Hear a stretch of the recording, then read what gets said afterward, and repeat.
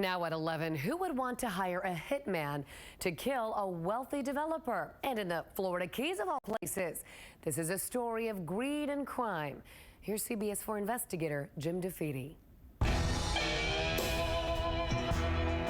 It's just like the old days. You wouldn't think that in paradise you'd have this kind of crime here. The FBI was all over the place one day, and You gotta follow the money and the cocaine.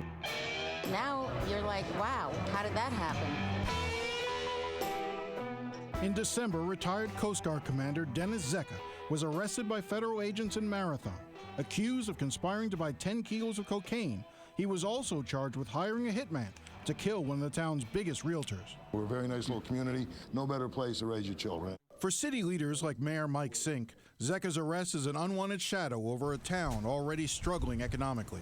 1/4 of Marathon's population has left, and its main street has been taken over by t-shirt shops, strip malls, and empty storefronts. I think it's a corrupt little city. After Zecca's arrest, FBI agents virtually set up shop inside Marathon.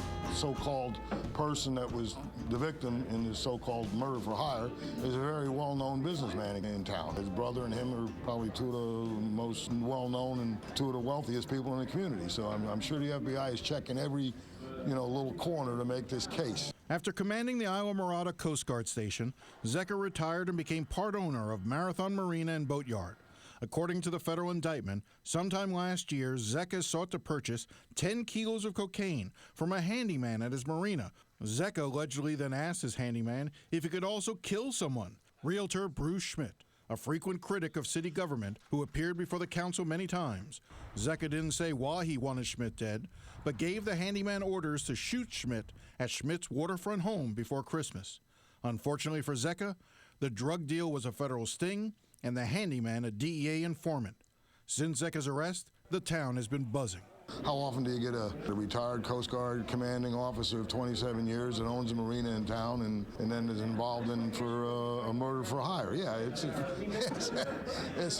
been the talk of conversation at the coffee shop.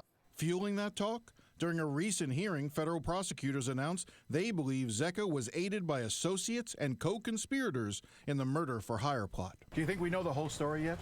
I don't believe we know any of the story. For town critics like longtime resident Dave Mayman, Zecca's arrest exposes a darker side of Marathon. What happens in this city is controlled by a few people. And if you're on their bad side, watch out. Did Bruce Schmidt get on somebody's bad side? That's kind of a redundant question. Someone tried and kill him. So why would anyone want to kill Bruce Schmidt? Zecca never gave the hitman a reason for wanting Schmidt dead, leaving lots of people to speculate. Jim, I'm as confused as anybody else in this whole situation, okay? Ralph Luciano owns Marathon Liquors and sits on the city's planning committee. Schmidt and Luciano are longtime business rivals. The mayor said agents did talk to him about the retired New Jersey motorcycle cop. Ask me about Ralph Luciano. I think you're getting really way off base here, so we're going to, that's just a lot of rumor, that's a lot of speculation, that's a lot of fallacy, and that's just making a lot of poop out of nothing, to be honest with you. The rivalry between Ralph Luciano and Bruce Schmidt extends beyond business. Luciano's old girlfriend now lives with Bruce Schmidt. Luciano's house and Schmidt's house face each other. Luciano admitted the FBI questioned him after Zecca's arrest. I hope everything gets straightened out, all right? It's not good for the community, and I feel bad for everybody involved, and it is what it is. But Mayman said he's not so sure.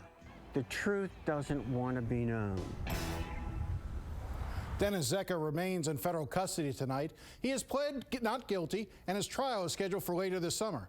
As for Bruce Schmidt, after hiding out in Costa Rica for several months when the plot against him was first exposed, he recently returned to Marathon. Still worried about his safety, he now carries a gun. I'm Jim DeFeeti, CBS4 News.